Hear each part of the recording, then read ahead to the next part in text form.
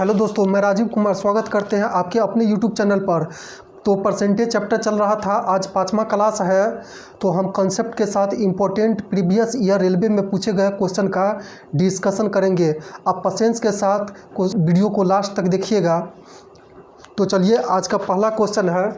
आप यहाँ पर क्वेश्चन देखिए, हम अपना मोबाइल स्क्रीन से क्वेश्चन देखते हैं। तो चलिए, पहला क्वेश्चन पढ़िए। क्वेश्चन पढ़िए। किसी परीक्षा में कुल 150 प्रश्न हैं। पहले भाग के कुल 75 प्रश्नों में से एक विद्यार्थी 64% अंक प्राप्त किए हुए हैं। दूसरे भाग में कितना प्रतिशत अंक प्राप्त करने होंगे ताकि कुल 70% अंक प्राप्त हो। अब यहाँ पर देखिए, बहुत आराम से समझिएगा क्वेश्चन को। परीक्षा में टोटल 150 प्रश्न पूछा गया, यानी क्वेश्चन पूछा गया। तो वह विद्यार्थी क्या करता है, वह पहले 75 क्वेश्चन में 64% अंक प्राप्त करता है। तो अब शेष कितना क्वेश्चन बच जाएगा? 75 क्वेश्चन में 64% अंक प्राप्त करता है, तो अब शेष 75 क्वेश्चन बच जाएगा। तो हमसे क्वेश्चन में पूछ रहा है, अब इस 75 क्वेश्चन में वह कितना प्रतिशत अंक प्राप्त करेगा।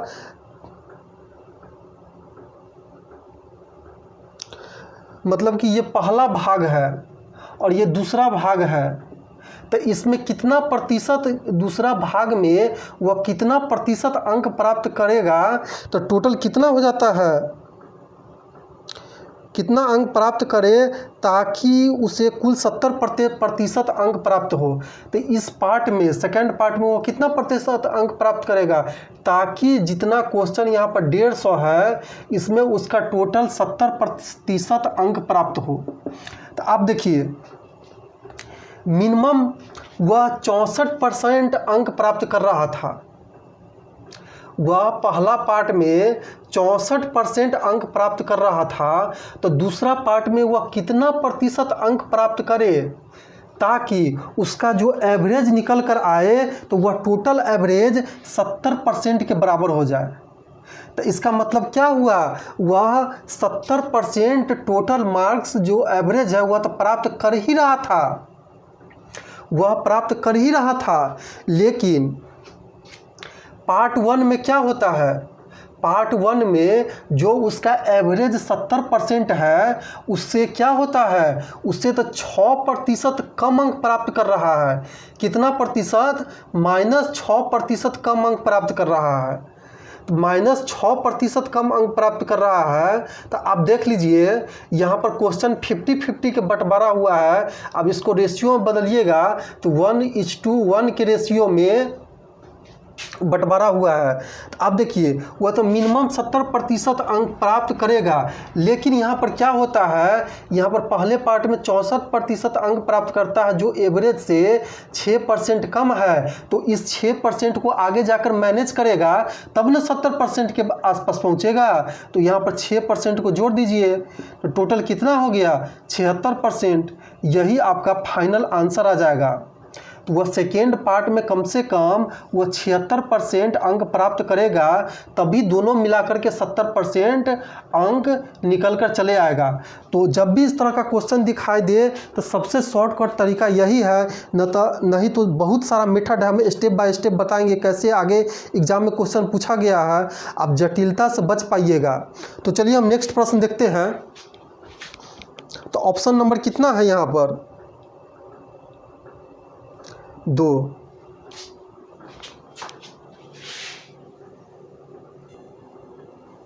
चलिए, नेक्स्ट प्रश्न देखिए। क्वेश्चन पढ़िए। किसी परीक्षा में कुल 224 प्रश्न है।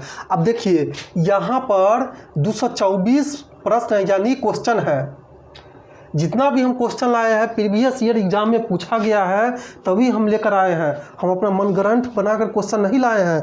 अब देखिए किस तरह क्वेश्चन पूछा जाता है, आपको कैलकुलेशन से कैसे बचना है, आपको हम यही तरीका सिखाने के लिए आए हैं।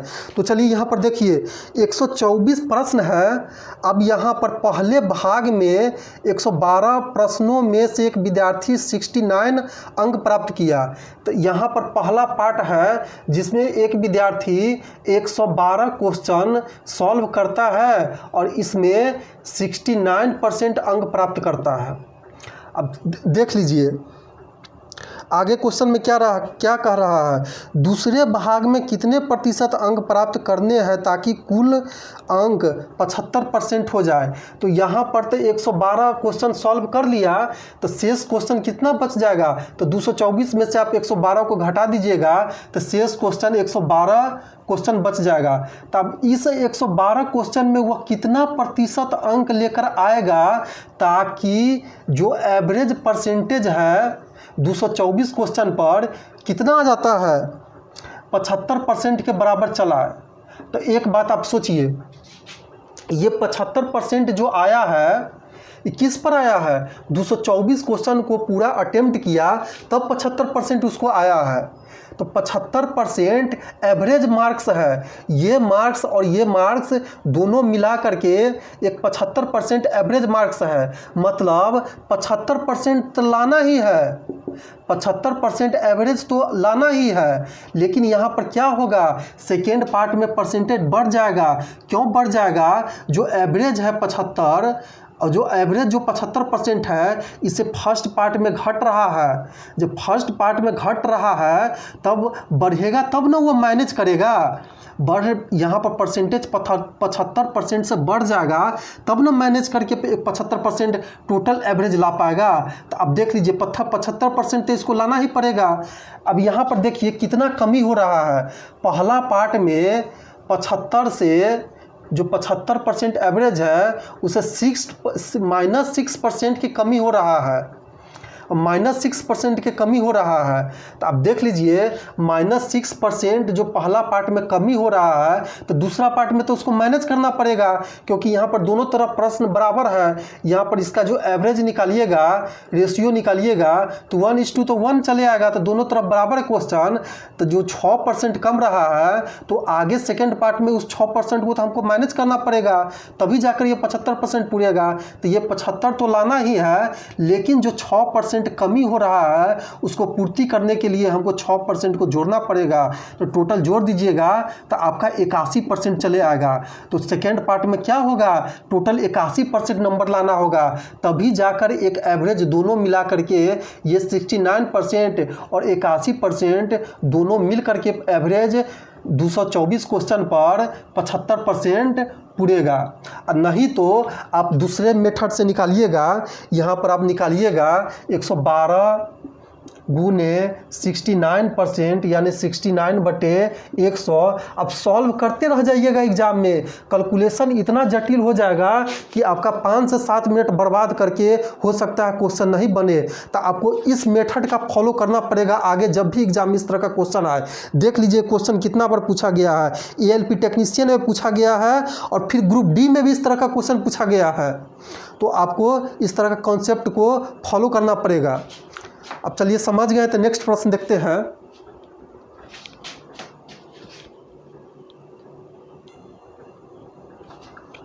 चलिए नेक्स्ट प्रश्न देखिए, चलिए क्वेश्चन पढ़िए। किसी परीक्षा में कुल 200 प्रश्न है।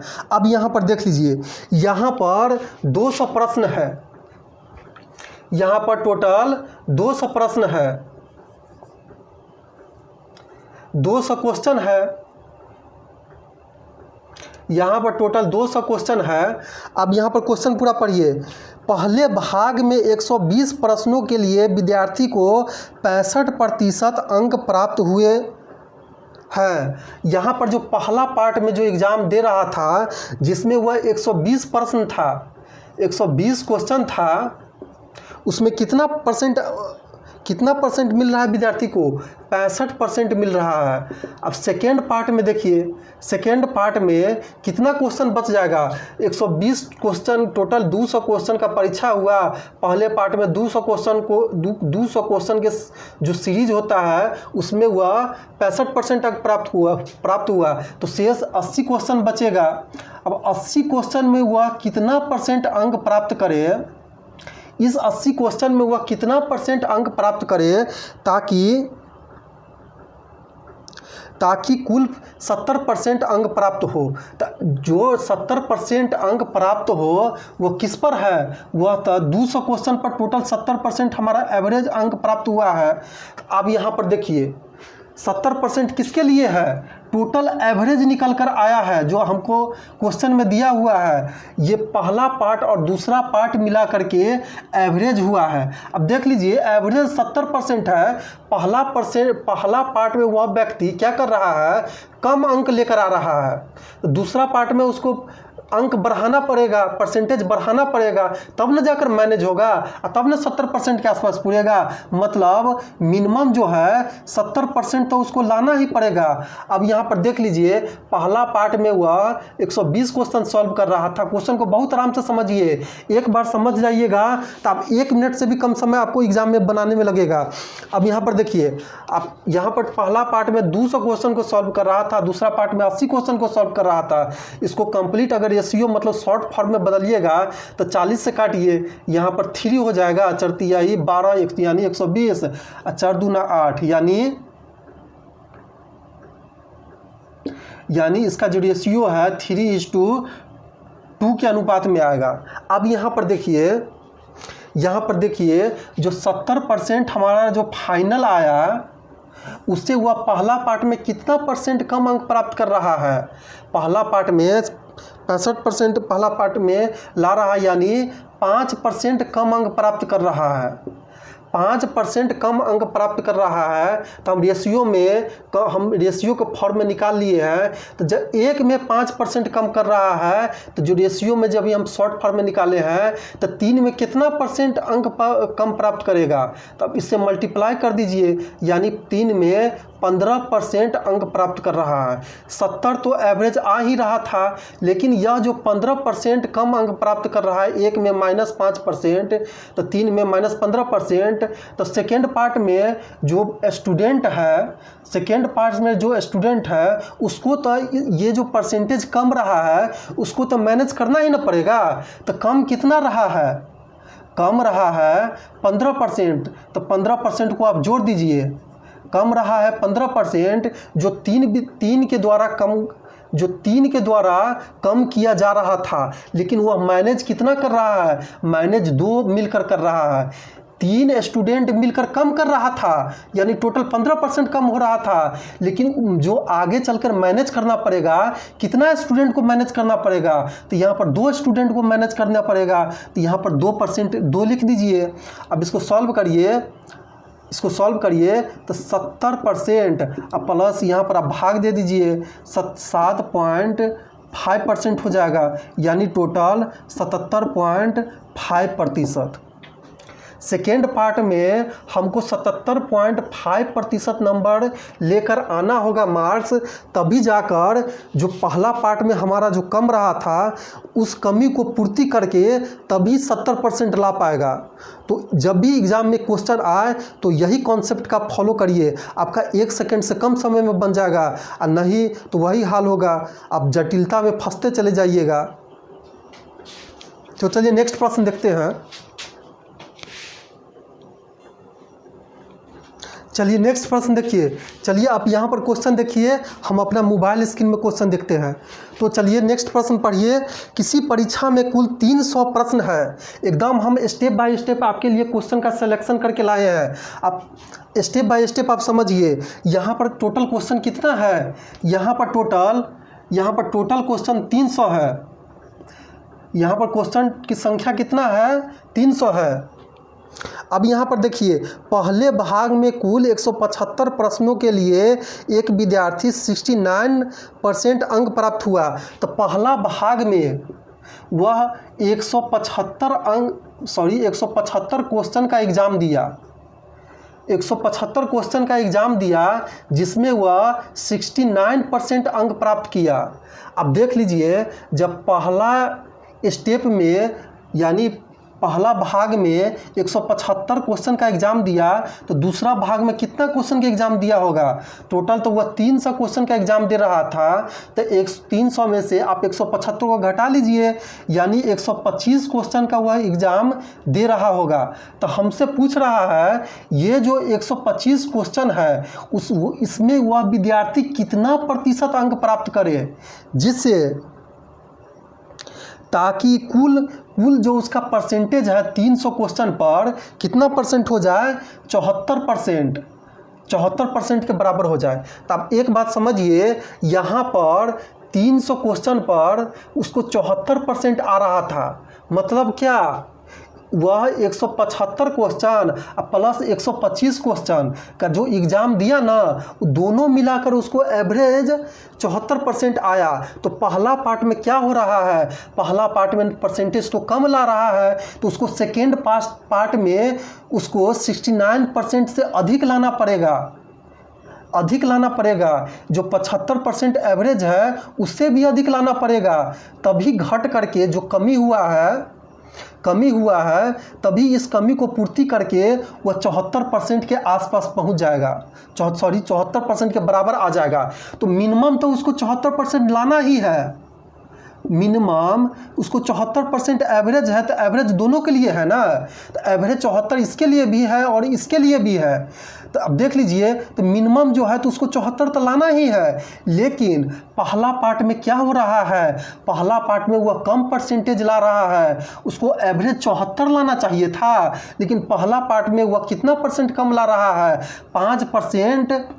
यहाँ पर देखिए, पहला पार्ट में वह -5% कम ला रहा है। आप इसको पहले 175 125 को आप सिंपलेस्ट फॉर्म में सिंपलेस्ट रेशियो में बदल लीजिए ताकि आपका कैलकुलेशन आसान हो जाए। तो चलिए 25 से इसको काटेंगे तो 25 छक्के 150, 25 सत्ते 175, अब 25 पचे 125, यानी 7:5 के अनुपात में आ जाएगा। जब इसका हम सिंपलेस्ट फॉर्म में बदल दिए तो 7:5 के अनुपात में आ गया। अब देख लीजिए, हमको तो एवरेज 74% लाना था, लेकिन इस 74% से पहला पार्ट में 5% कम आ रहा है, तो 5% 1 पर कम आ रहा है, तो 7 पर कितना परसेंट कम आएगा? तो 7 से मल्टीप्लाई कर दीजिए, यानी -35% कम आ जाएगा। तो ये जो 34 पर 35% जो कम रहा है उसको कौन पूर्ति करेगा? वो सेकेंड पार्ट में पूर्ति होगा, तभी जा करके एवरेज 74 आ पाएगा।